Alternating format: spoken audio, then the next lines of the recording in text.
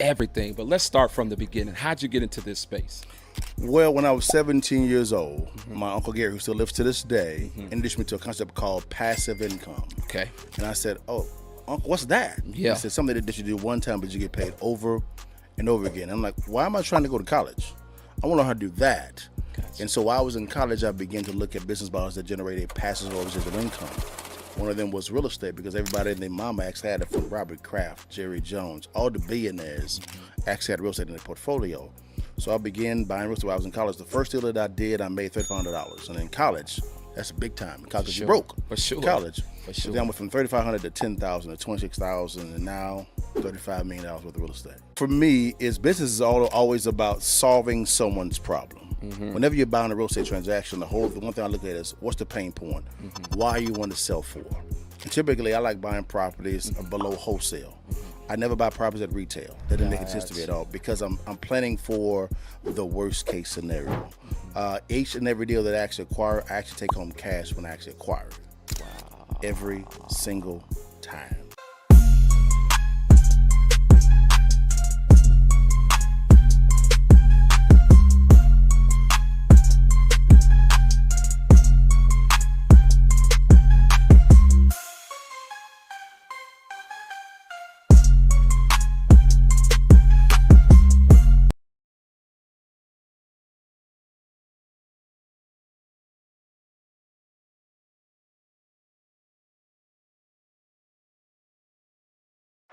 What's good, baby? It's your boy Dale. I'm back in the saddle again. Our motto is to buy, build. We already bought it already, so we already own it, free and clear. Refinance to long-term debt, cash flow. That is the motto. Cliff, man, is that a pretty strong motto, man? What do you think? Man, the model is strong. Like, you're getting each piece of the invest, right?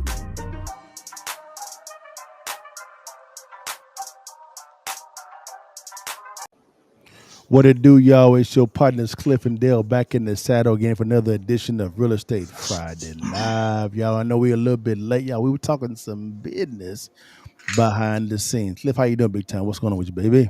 Man, doing all right, man. Just staying busy, trying to get some stuff done. Yes, sir, man. How was the week? Did we get the bag? Yeah, we at the bag this week, man. It's a lot of trials and tribulations this week, but man, we ended up on the upside, so we're good to go. Now, you talking about, yes, we did get the bag as well, guys. So you're talking about trials and tribulations, Cliff. This is really at the municipal or city level, am I right? Yeah, anytime you're dealing with real estate, you got to get the city involved sometimes, and especially what I'm starting to see more is the city getting involved with rental properties. So anytime you rent a property out, the city wants to do an inspection and they'll look for plumbing issues, electrical, which Yep. is not a problem. We want to stay compliant, do things the right way. Yep. But sometimes getting involved with the city, they can be slow. Some of the things they ask for can be very, very small and minor, so it can slow the process down. Yes, he can. Yes, he can, guys. It's if you don't know how to breed and cultivate relationships on a local and even sometimes a county level, guys, your business is going to flounder. Would that be correct, Cliff? Yeah, I mean, it's best if you know the people down there, right? Got I you. mean, you could talk to them because they're busy and usually they're understaffed. Yeah. So you got, city of Dallas, you may have three guys doing all the electrical for the whole city. And so, and they all have their preferences. So this is when Yeah. you get into actually the details of doing projects where, Yep. you have to deal with the city, their compliance, and the people who work for them. So yeah, it's best to get to know those people and know how to work the system. Every single time, guys, man. It was a good week for your partner, man. Yes, I got a little 10K bag. It was good, man. It was straight. By God's grace, it's little, but I thank Him for it. That's for sure. Doing a lot of transactions right now. We're trying to get a property in Jackson right now leased out. We had to get a little bit creative on that one.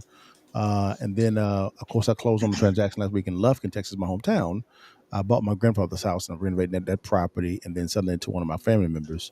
That's pretty sentimental. It was sentimental to me as well. Also, and I'm buying some additional properties in Lufkin as well, and we're about to start a building project in Starkville as well, Cliff. So Okay. that's going fairly well for us also. So it has been. I've been interviewing a lot of builders and contractors for that big project there, and it's just been fairly exciting. And I'm negotiating an international transaction too. It's pretty big, and Laura said the same. If it closes, guys, it looks like it's going to close. I'll let you guys know what it is. It's the biggest. It's the biggest transaction in my career. It's the biggest. So it's pretty cool. But man, you know how we do it, Cliff, every time, man. You know, every single guys, we talk about the current market now, so we have some music for you guys. So here we go. I am just trying to be humble. I put in work on the devil. Every day I hustle. It's time to get our hustle on, y'all, so we can go ahead and talk about this whole current market analysis. So, Cliff, man, what are you seeing in the market right now, Big Dog? What you seeing, Big Dog? Man, right now I'm actually seeing the market, especially in the DFW area, right? So Dallas, Fort Worth, they're going sideways. They've been going sideways for a while, but right now I'm starting to see right around 500. Yeah. Man, you can get some good deals right now. The contracts are low. They're still low. Mm-hmm. People are not jumping into the market. I think it's because a combination of things that Dale has mentioned before about people's financial situation not being the best. Yeah. Combine that with high interest rates and high home prices. So I'm seeing homes that were probably around 515 selling for about 485. Wow. So there's some good deals that you can hop on right now, because I think as we go forward, the economy will get stronger, but it could be a long trajectory. I know you've pointed that out many times. Sure. I think Dale called that accurately. But I'm starting to see that in the market more and more. Matter of fact, I saw a home that I had to do an appraisal for, and it's not going to meet market value because I think they were trying. I think on that one it was they're selling it for 1.3. Yeah. And I'm at 1.2. Okay. So, okay. So you're seeing some values come down, and that math, 45 divided by 515, guys, is roughly 94%. So that's a 6% delta discount there. And I'm going to tell you right now, I understand that Donald Trump is going to be president, but it's going to get worse than this because of the fact that the current budget that Biden has approved is to be more printed. Therefore, if the Fed cuts rates in December, and they may, I think they won't do that at all, period. A cut does not breed confidence in the market. It's not, no matter if it's 0.25%, because unfortunately, the bond market is really going out of whack right now. And as Steve said, people's savings are at record lows, the credit card debt is at record highs, and inflation not facing their wages, guys. Until you solve those two factors, you cannot see a boom on the retail side of the real estate. Do you agree, Cliff, or you disagree with that? No, I agree. I mean, I think we're starting to see it. We had an original drop in the interest rates. Yeah. I saw actually a boom on my side, more appraisals, more applications. Okay. They rose for a little bit. Now they're dropped back down and plateauing. So until the bond market changes, I mean, I think we're going to be at a low transaction point for a minute. We will. Now that boom that you saw when it came to appraisals, was that on purchases or refinances? The boom, I saw it on a lot of refis. Refis. So not even on sales, it's the refis as well. You saw the uptick in the activity. Right. Yeah. Mostly, wow. I saw some purchases, but mostly refis. I guess people who bought in the last year or two, trying to take advantage of that drop and trying to get their refi. Wow, that is something, man. It's y'all. Hey, man, this is a very stagnant real estate market right now. There's a little bit of uncertainty. There's some optimistic when it comes to a new regime taking place, right, taking over right now with a different monetary policy and domestic policy. But there's still the reality of a stagnated market right now because just the fundamentals are not, the foundation is not well. It's not well. And so there's a correction coming. That is for sure, man. But man, Cliff, man, let's dive into this, man. Cliff, bro. Yo.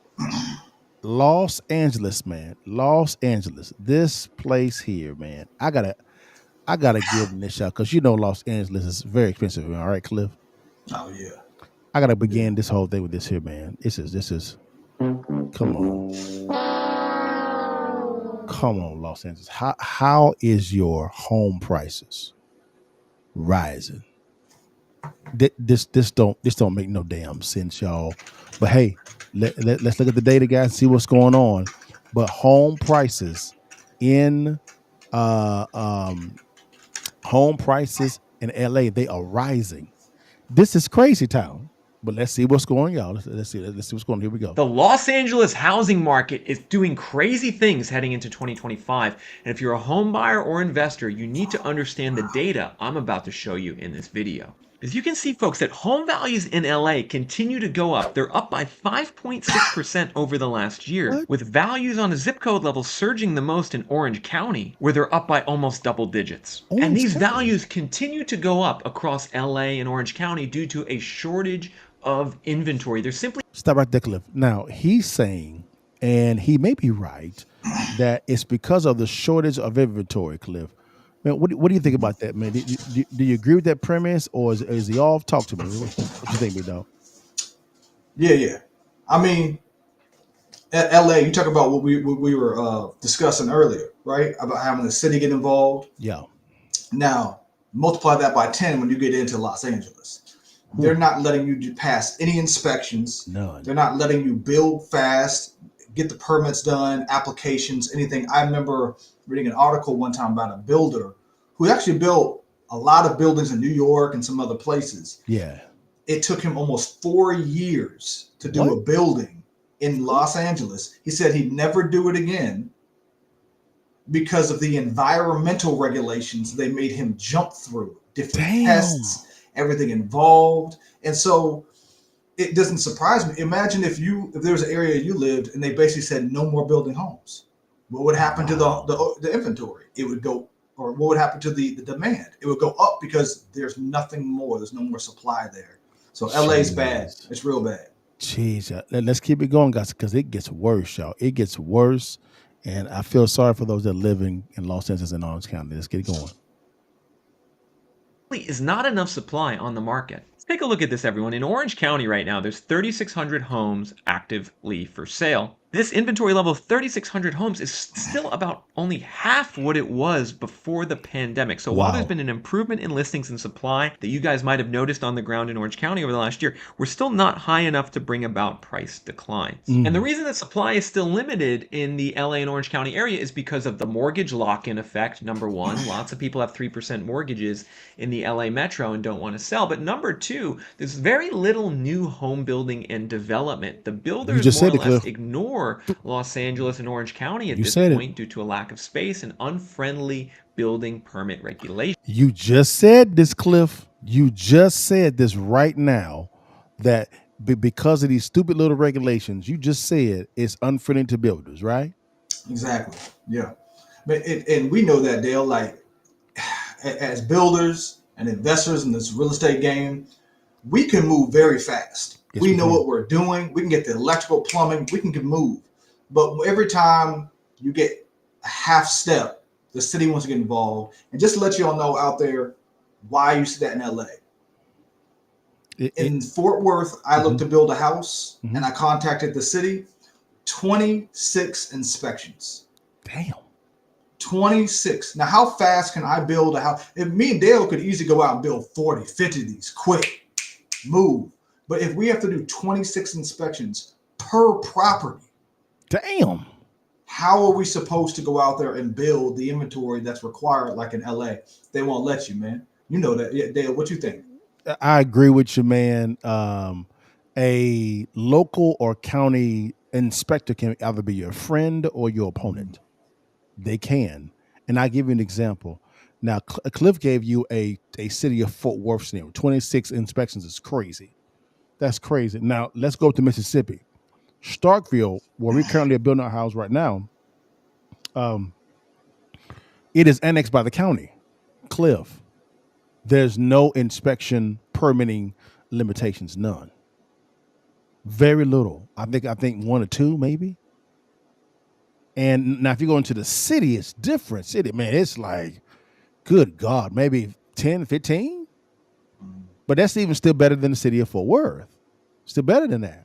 But it's more flexibility on the county side. So we're going to build those properties as if we are building up to a city code, but we under the blessing of a county code to where we have limited regulations. Cliff, is that a more of a friendly environment or a non-friendly environment when it comes to real estate? Oh man, that's friendly. That's real friendly. Anytime you can let the builders do what they do Yeah, and let us go in and knock these homes out, we're taking the risk, and we can actually bring down costs because every time we looked at a deal, we have to factor in the time, the money, and the resources it takes to do that project. And then we know that it's a city like LA. We might have to add 20% onto the costs just to be able to accommodate for that. So if you have a city that's helpful, we can bring down prices and we can build faster. yes. But you'll never get a city that's for that. They love regulation. They love regulation more than the outcome. They do because they make money. But if that leads me to conclude, if a city is overregulated, guys, that lets me know that the people running the city don't know what the hell they're doing at all, because you're a willfully impending or becoming a hindrance to your public or your private partners, because it's a public-private partnership, right? We agreed to build properties in said city. If there is not any regulations going to hinder our bidding process, that's the reason why you just heard that Bill's like, I ain't messing with Los Angeles or Orange County. What for? I mean, no damn sense. Why would I spend more money on regulations, which adds to my bottom line that I have to account for? And I can go to Texas or Mississippi and do accounting and do it for a lot cheaper. Right. I keep saying it. I've looked at a lot of different cities, and the city to me that does it the best is actually Cleveland. Cleveland? Man, Cleveland. What? Because they had so many dilapidated homes. Okay. In order for them to get those homes cleaned up and fixed and rented out or sold or whatever, they had to come up with a new system because there was too much work being done at the same time. Wow. So what their way of solving the problem was they tapped home inspectors and they said, home inspector, you go and you file with the city. The home inspector does. Okay. And so let's say me and you're working on a house. If we have plumbing that needs to get done, we call the home inspector to come out. He approves it and then files it with the city. Okay. So instead of calling the city and having them come out, you can call any home inspector you want. Wow. They go approve it and then file their approval with the city. Speeds the process up. It does. Guys, this is not hard to do.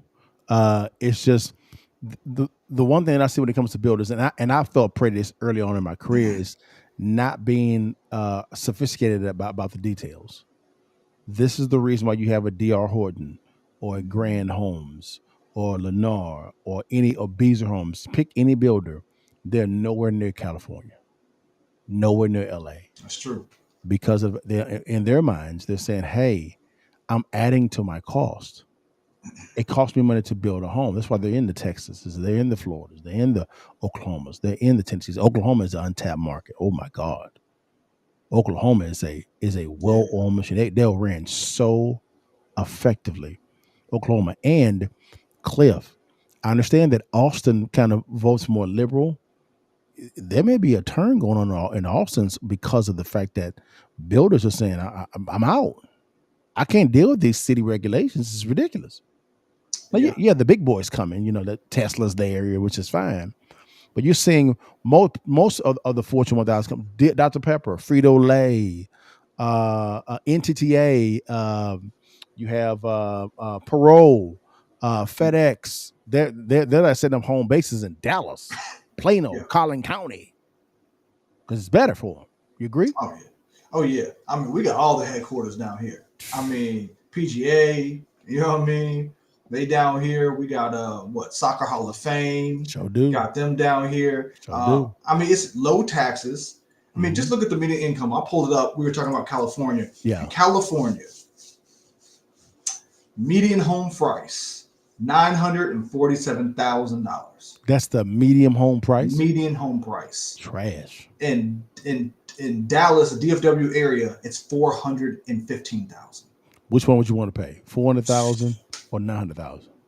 And for $400,000 in Dallas, we're on the outskirts. You can get 3,000 square foot home.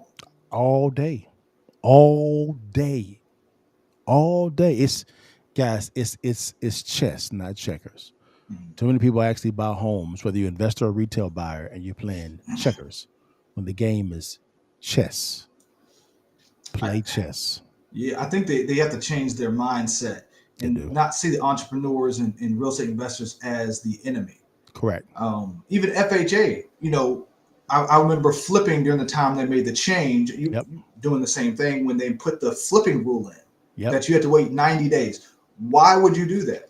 That makes no damn sense. It makes no sense. Because they see investors and people in real estate as the enemy. So they're going, you can't flip a home. You're going, why? I just fixed all the problems in the house. There's no plumbing, no roofing, but FHA won't link.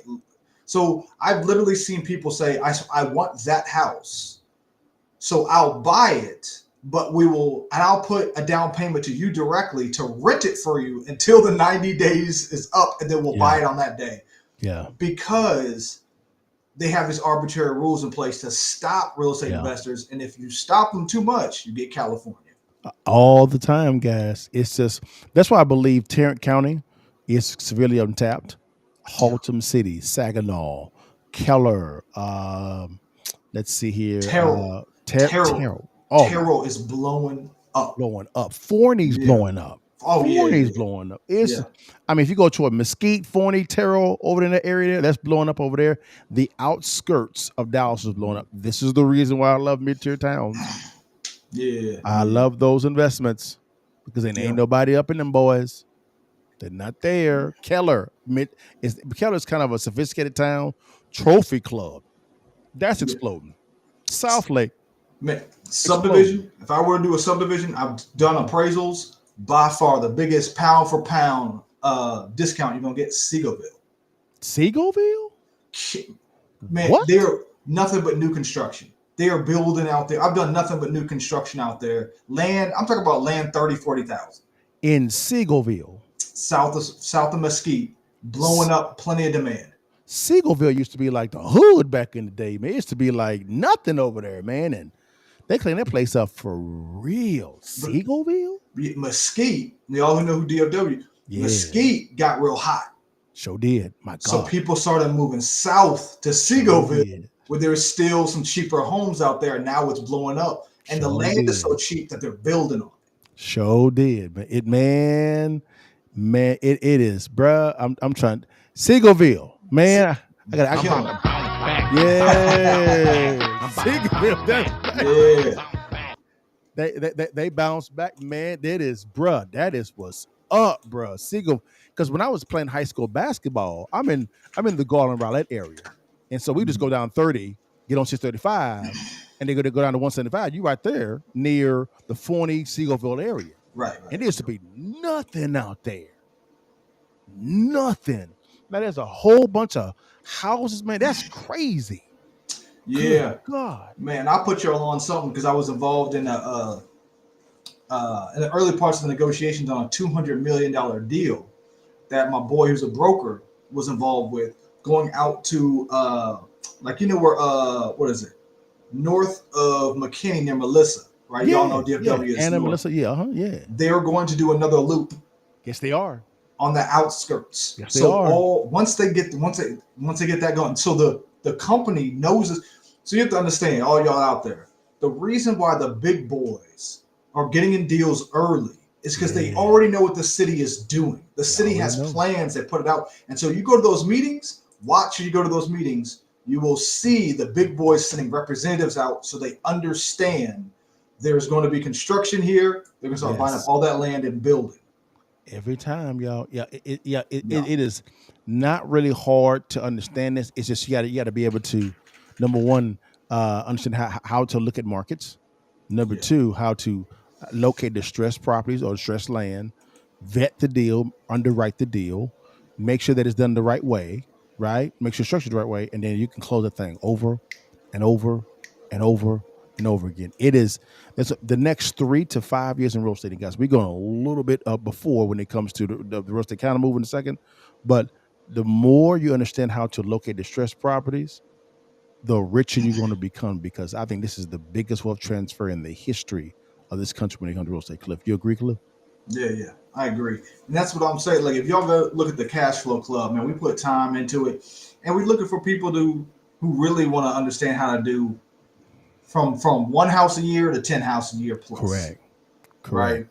Because one house a year, if you know what you're doing, you can actually do some easy ones, not the sophisticated ones. We got to understand how to deal with the city. We're talking about paint carpet. You can find those deals, but you got to know what to look for, where to look, and then ultimately you got us. That's what it's there for. Ain't nothing we ain't seen.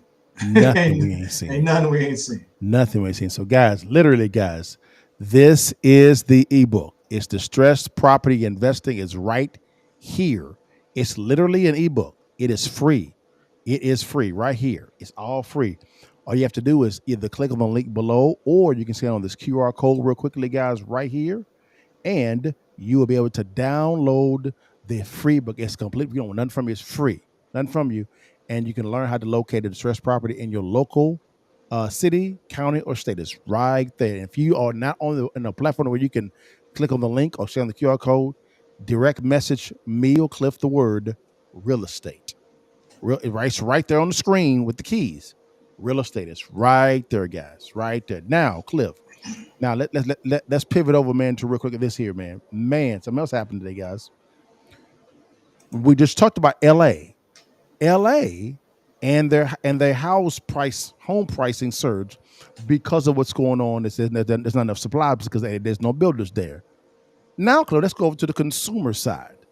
Well, there's a generation called Generation Z. They can't buy no damn homes. They struggle with buying homes, Cliff. Let's figure out what's really going on behind this, Cliff.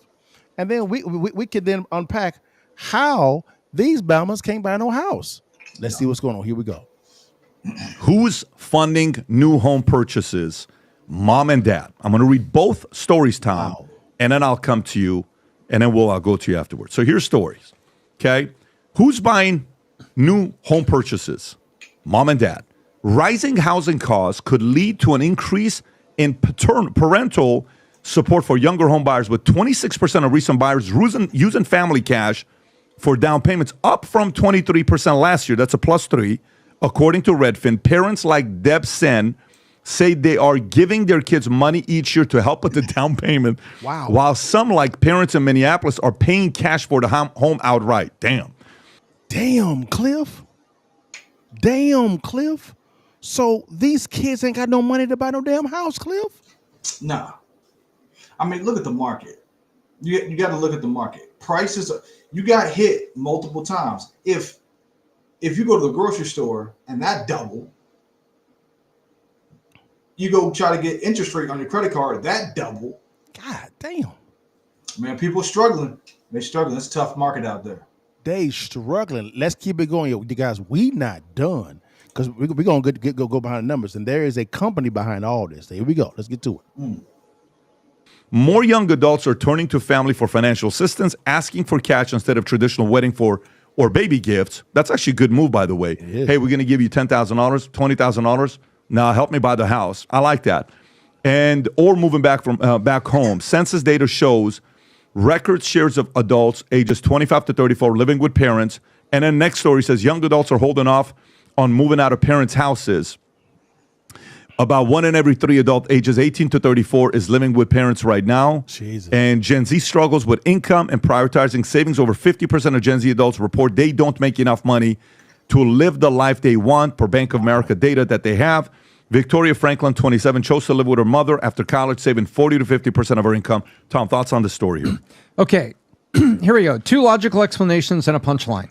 The 2 logical explanations are this. First of all, you know, what we saw happen when you print a bunch of money, you cause asset prices to go crazy. And housing prices have gone crazy just about everywhere. I think national average, we were up about 37%. Places like San Diego and Austin, I think, have pulled back 15, 20% off peaks. So there's been some adjustment there, but housing is more expensive than it's ever been. That's correct. Number one. And number two is the building over COVID had a pulse, and building is still catching up. As a matter of fact, builder stocks, Toll Brothers, Lanier, Pulte, if you look at the indexes with those, are doing really, really well. Yes, Why? they are. Because they're building like mad, but the supply isn't catching up. Correct. And once the supply catches up in the right places, prices will come down in those areas because there's more homes available. So that's the first logical explanation, from the printing of money that increased home prices to COVID, and we didn't build for a while, and now we're building at a record pace, and we got a bunch of people moving into America. I wonder from where. Different topic. Different topic. So you have a supply and you have a demand issue, is keeping the prices up. First logical explanation. Second logical explanation is what's happening here is mom and dad are advancing their inheritance. Most inheritance in this country is tied to the value of the home. There is more. You talk about baby boomers with $1 million in their IRA. That's not typical. Most people are getting the inheritance in the form of less than $200,000 in saving, but the equity it was in their mom and dad's home. Yeah. So they're advancing that inheritance here. That's the two logical explanations it's happening. It's really happened. Here's the punchline. 33% of young adults under the age of 34 are still living in their parents' home. Jesus. So parents are saying, what if we just advance the inheritance a little bit to get this jerk off the couch and into his own place? So parents are actually getting kids to move out using part of the advance inheritance. You got a little bit emotional. Was that Tom, personal? you all right? Are you going through that, or is that your concern? No. You got good kids, Tom. Don't throw them under the bus on live podcast broadcast here. Yeah, one of them might be watching. Listen, I once told my dad I'd never move out of the house, and he said, "You little bastard, don't ever threaten me like that." So it was. So it's. Will, what are your this thoughts is what's on this? happening. So you took it from the financial angle. I'm going to take it a little bit from more of the societal and philosophical angle. Pat, I follow you. We have something in common that you. Well, before he's going to political angle, we're not in the political right now. So, Cliff, man, concerning this here, man, here's my question to you: is what Tom just detailed? What are your thoughts about what he just said? Man, that's where we're at. I mean, you're seeing it in the numbers, right? So I'm seeing it do on my appraisals. It's just the truth, right? You know, I'm seeing multi-million-dollar homes sit longer than they should. We're just not firing, right? It's almost like we're basically in a recession. Let's just call it that. Let's just say it's the truth, because it may not be technically, but I mean, if you're 2 points away from being in a recession, you basically. Yeah, it's a recession. Yeah, you're recession. Yeah, you're recession. And so until we get out of this and get the transactions going again, we need more transactions, because that's going to create more volume, and that's going to create more money going. But the transaction volume is very low right now, especially in real estate. I think in other areas you may see money still moving pretty well, but when it comes to real estate, I've been saying it for a while. It's a depression. Yeah. We're at 40-year lows in transaction volume. 40 years. Wow. So I've got so me in appraising, you know, I speak with other, you know, appraisers and all of that. I've gotten guys who said they've never seen this low of volume in their whole career. Jeez. Their whole career. You've got to be kidding me. They've been doing this 25 years. Never seen it. They said during the financial crisis, people were selling homes. So they were trying to liquidate their homes. That's why prices were going down. But there was transactions. People were selling, trying to get rid of their homes. There was volume. Now there's no volume. None. There's none. We're at a 40-year low in terms of transactions. No one's buying homes. Many people aren't refinancing. So, man, Tom's man, he's right. Guys, this is the reality. This is reality. I know we gave you guys a lot of hard truths. Hard truths. Yeah. You know, don't you worry about it. This is not doom and gloom. We're coming back, guys. Don't you worry about it. But we have to be realistic in where we are. We're in a situation to where our economy is not doing that well at all. It's not. If there's not a lot of transactions going on in real estate, guys, you're gonna have a stagnant economy. You're gonna have a stagnant economy because a lot of the lion's share of new inventory were those properties that investors would actually acquire, renovate, and put back on the market, or you had retail buyers or sellers put their house on the market, sell it, and they go buy something brand new. Well, that stopped. Yeah. That's gone. All you have, as Cliff said, the lion's share of his uptick in appraisal orders was refinances. It is what it is. It is what it is, guys. But don't you worry, baby. Don't you worry. We got something for you, baby. Because I know y'all like, man, this is doom and gloom, man. I don't want to hear about this stuff. No, we got you. Here is the bounce back. I'm about to bounce back. I'm about Here to we bounce go. back. Don't worry. Bounce back. We got y'all, man. Cliff, man, you just said something that I want to tackle real fast, man, because you was talking about how we can begin to take advantage of this downtown. Am I right? Right. So we're gonna walk through these numbers real fast, and we're gonna show you how easy it is via the numbers, for you to be able to make some money. Okay, Cliff. Now, Cliff, I'm gonna walk through a transaction that I just did. I just did a transaction. I'm gonna walk through it. Right, here we go. Right. I bought a property, guys, I'm gonna put it over here. I bought a property right now, guys, in Lufkin, Texas. Now Lufkin is really kind of my hometown. And so, Cliff, let's walk through this real fast. All right. So I got a property right here. The as-is value was $113,000.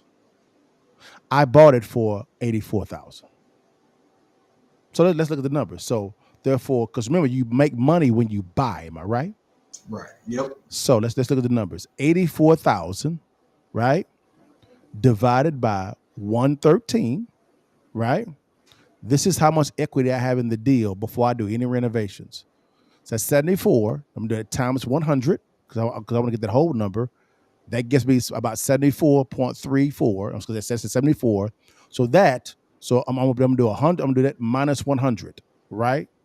So guys, right there, I have an equity I have 25% equity in the deal already. That's not a bad deal, Emma Cliff. No. Now, watch this. I got 90% of the loan for it. So 84,000, right? Times 90%. I'm sorry, forgive me. Yeah, times 90%. That leaves me a loan amount of $75,600.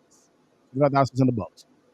Plus, I got $39,000, $100 in renovation budget to make it better, right? My all-in right now, Cliff, is $114,700. Am I right? Right. Funding my down payment. That's not bad, am I right?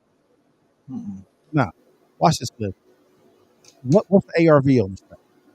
169.5. So remember, 114.7 is what I'm all in right now, right? Mm-hmm. So $169,500, right? Right. The 114.7, right, Cliff? Boom.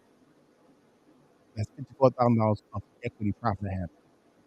It's not bad as a Cliff. No, it's not bad. Now watch this, because remember, we acquire, and then what we do is we kind of refinance, right?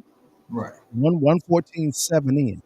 So if 169.5 is the ARV after I do the repairs, that times 75%, Cliff, that's 127, 125, right? Right. Minus the 114.7, right? I have a profit of $12,425. That ain't bad, right? Nah, that's getting paid to rent the property. Yes. Now let's look at the equity with the new loan amount, because remember, it's 127, 125. So 169.5, right? Minus 127, 125, right? I have $42,375 in equity. That ain't bad, is it, Cliff? Mm-mm. Let's say, for instance, Cliff, I did a transaction like this, let's say 4 times a year. How much equity would I actually have? Add to my net worth. So that's Man, you had, 150,000 easy. 169.5. Right. Yeah. So now I have a balance sheet of profit on a balance sheet of 169.5. It's not bad, is it, Cliff?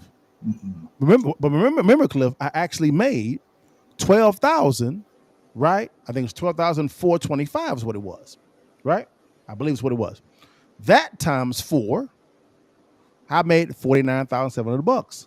Get this, that Cliff, is that taxable income? Tax free.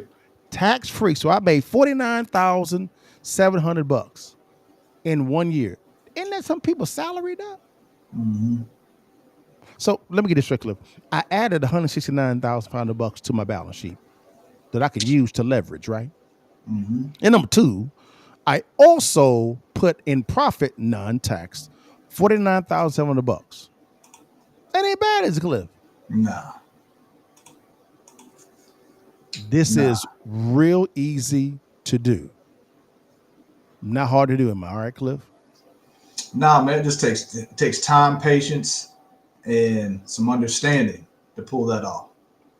That's all it does, guys. So I understand we give you guys a lot of bad news, but I wanted to let you guys know is even though we are seeing some stuff go on in the market that even we're like, man, what's going on here? We have figured out how to counter move. We call it the bounce back. I'm about to bounce back, bounce back. It's called the bounce back, guys. We bounce back. It's real simple to do by just applying what we teach you. It ain't that hard at all. Now what happens is let's go a little bit further. Remember the $49,700? Remember, it's a 3 to 5 year plan. $49,700, Cliff, because that's annually times 5. How much you've made? $248,500, right? Yeah. But Cliff, remember it's 169.5, right? 169.5 for added to the balance sheet, right? And all you're doing is just doing 4 a year, 1 a quarter. Right. Yep. That times 5 years, you've added $847,500 to your balance sheet by doing 1 a quarter for 5 years straight. Cliff, is that a pretty good move, brother? Oh man, it's amazing. That's how you develop wealth. That's what they're doing right there. That's all they're doing. And the bigger the deals, just more zeros. Because once you begin doing this, Cliff, let me ask you a question. When you did 4 deals, you kind of knew what you were doing, am I right? Yeah.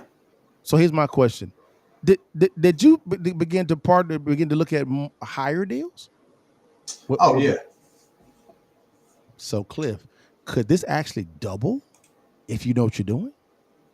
Yeah, it does. It's slightly different because you have to look at things different from the bigger deals, a little bit more complicated. But by that point, what you've done 4 or 5, man, you're in a rhythm. You know what you're doing.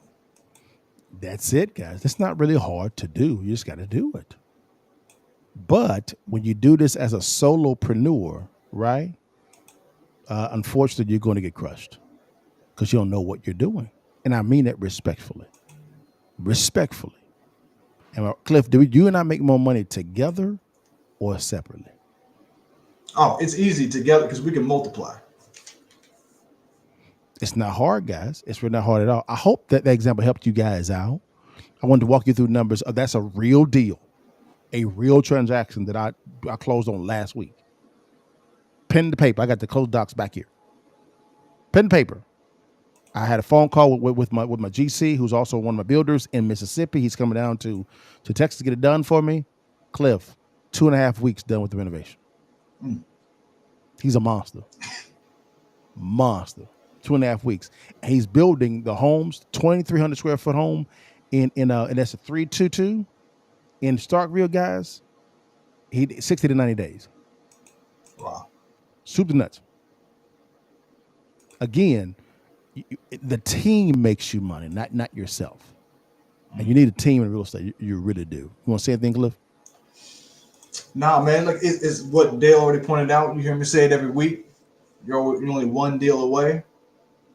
And once you get that first one, man, you're going to learn so much. You move on to the second one. So you just got to start that journey, man. So 1 step at a time, but 1 deal away. 1 deal away, guys. And again, guys, this is the ebook, Distressed Property Investing. It's right here. Click on the link below. You're welcome to scan on the QR code. It's right there. It's a free ebook on how you can locate distressed properties in your city, county, or state. It's free. If you cannot scan or click on the link below, no worries. DM us the word real estate. It's right there on the screen with the keys. And our team will get you out that link. It's real simple. Now, Some people always say, LaDale, hey, I love what you guys are talking about, and thank you guys for trusting with your time, but I'm not really a real estate person. What else can I do? No worries. A friend of mine, my name is Matt Zapala, did a free presentation, and your partner is one of the case study guys that he actually uses on passive income blueprint. His name is Matt Zapala. It's free. It's real simple, guys. Click on the link below, or you're welcome to scan on this QR code, and you get that exact same link as well, the exact same video. But if you're not able to either scan on the QR code or click on the link, no worries. DM me the word passive income. That same link goes out to you from our team. Real simple. And lastly, guys, baby, you see me always look better than Cliff. It's every time. I'm sorry, y'all. You see it. That ain't true. You see that thing, baby. Now That ain't true. Y'all out there know that. Y'all out there know that. But yo, man, no, but all seriously, we got our merch, baby. I got that bag university, or you can call it the bag, baby. Man, get your merch, man. Look fresh, cold, clean as you go ahead and close that transaction, the deal. And guys, I'm thinking about actually having a raffle for those that actually buy the merch. Right, $100 raffle to where whoever sends the pictures to us, you buy the merch, tag us in the picture as well. We'll put your name into a raffle, and we give and I look at give you maybe $50 to $100 gift card. It could be a Visa gift card, a MasterCard gift card. I know that we're going into the holidays, so again, just letting you know that's a possibility as well, guys. All right, that's it. Cliff, you want to say anything, man, before we get off? Nah, man, just man, enjoy y'all weekend. I'm not sure if we're gonna. Matter of fact, I'm gonna be out of town next weekend. We got Thanksgiving coming up. Yeah. So man, catch y'all back in a couple of weeks, man. So enjoy yourself. Yeah, I'll be here, guys. You'll see your party looking fresh, cold, clean. I'll be here because we stand here locally, guys. And so I do that now. The Thursday after next week coming up, I'm going to be eating and watching them sorry Cowboys. Pray for me, y'all. It's been a year. It's tough here, boy. I know I got my Saints hat on, man. We struggling too, man. We had to fire a coach, so we struggling. It's one of them years. It's not as bad as y'all whooped our ass, man. Y'all can't out time, man. I take that one all day. Ass, man. I just said, oh, I'm gonna hear it from Cliff. I know, but I gotta give Cliff some props. He didn't throw it in my face. He didn't do it. But he showed Cliff because we got our ass whooped. 44-19. So he didn't even know the score. You see what I'm talking about? He didn't know the score. He didn't know the score. Pray for me, y'all. It's been a tough year. Tough. Pray for me. But y'all, man, you know me every single time, guys. Before you leave while you can, you see that thing, baby. Take that picture for your mama and guys. I'll just see you guys next time. Peace. You are concerned about what's going on with this economy. I know I would be, man. You have the stock market not doing too well. You have inflation outpacing wages right now. And you have major companies looking at laying off a lot of people. Man, I had a friend of mine whose wife works for a major pharmaceutical company, and they're talking about laying off scientists, man. Scientists. It's getting real out there, guys. But hold on, wait a minute. It's not the end of the world for those that actually have a counter move. More than ever, it's time for everyday Americans to begin looking at a side hustle, a business for them to begin building now, and for them to be able to have the ability to pass the business on to second and third generation. Now, what business model is best for you? That's a great question, and the only person that can answer that question is you. The good news is a good friend of mine, Matt Zapala, actually did a good presentation on presenting the passive income blueprint. 3 effective ways to generate $1.5 million in passive income. The most powerful word in business is cash flow. And even a more powerful word is passive cash flow. I know, because I've been able to live the life of my dreams because of passive income. Most individuals focus on commission-based, generating commission. What if you can actually generate $1.5 million in passive income that can change not only your life, but generations to come, guys? Click on the link below or swipe up, guys, and I think you'll be blessed with what you see. God bless you. See you on this side.